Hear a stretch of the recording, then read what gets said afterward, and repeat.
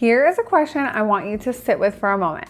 When someone in your market, a buyer, a seller, a relocating family, is trying to figure out who the go-to agent is for their specific neighborhood or area, do they think of you or do they have to search?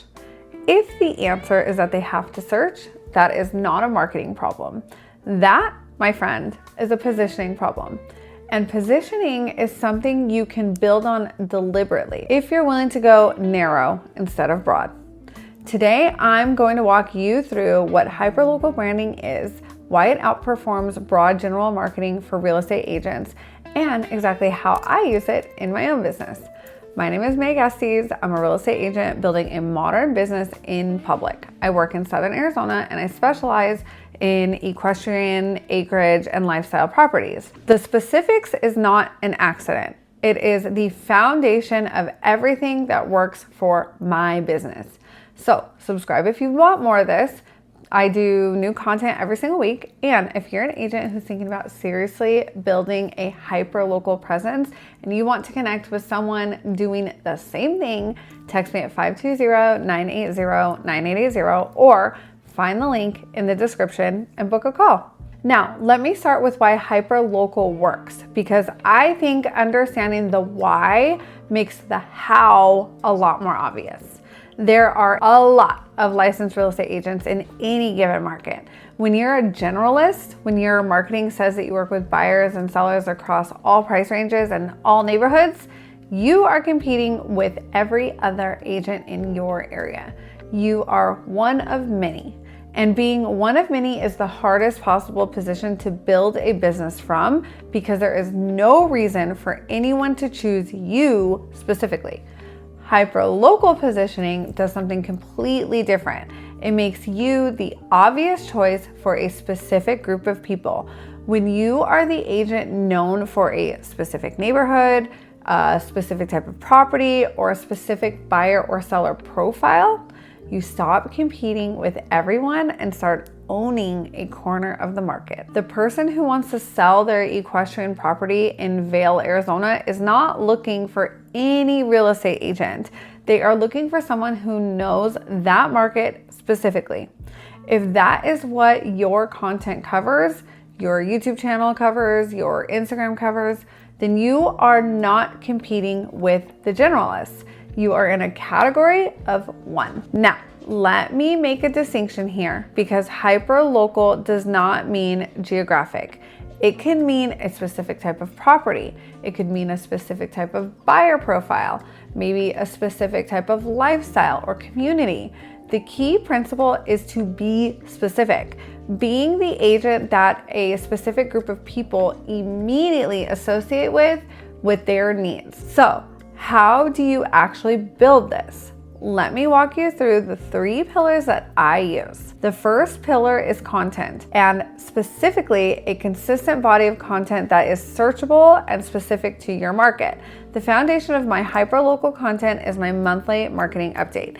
Every month I go into the official MLS data for my market. I pull the numbers and publish a detailed breakdown. That's the median price, days on market, active inventory, what is happening in the luxury tier, what am I watching in the coming months. The video gets published to YouTube, optimized for search, and repurposed into social content for the month. That one piece of content does several important things simultaneously. It tells the algorithm, which is Google, YouTube, or Instagram, exactly what I market and what I serve and what I am the authority on. It gives buyers and sellers in my market a monthly reason to check in with me. And it builds a library over time. A year of market updates is 12 months of searchable, evergreen content that collectively signals my expertise in that specific market. Beyond market updates, my hyperlocal content includes neighborhood guides, the kind of content that answers the questions people search when they are researching where to live. What is it like to live in Vail, Arizona? What are the best equestrian properties in Southern Arizona? What does the Catalina Foothills lifestyle actually look like? These are the questions people type into a Google search and onto YouTube. And if my content answers them, my content gets found. Now, the second pillar is visibility. Showing up in a physical and digital space where your specific audience already is. For my market, that means showing up where equestrian buyers and lifestyle property buyers are. Equestrian events and horse shows, lifestyle communities in my area, local business partnerships that connect with people who are already in the community that I serve. On the digital side, it means being active in local groups and communities where my target audience gathers online. So Facebook groups specific to Vail, Arizona or Southern Arizona equestrian communities. It means geotagging my content consistently so the platform understands my geographic focus. It means being the person in those communities who adds value rather than just posting listings.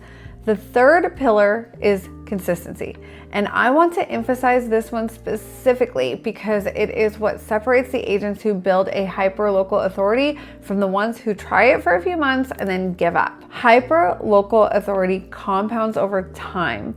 Your first market update video will not rank well in the search.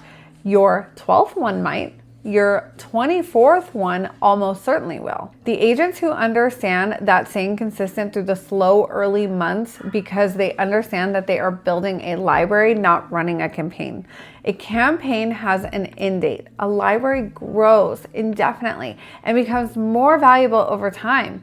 Every piece of content you add strengthens every piece that came before it because they all signal the same thing to the algorithm. This agent is an expert in this specific market. There is a compounding social proof effect that happens on the human side too. When a buyer in your market sees your content month after month, your market updates, your neighborhood guides, your local insights, then they start to think of you as the obvious expert.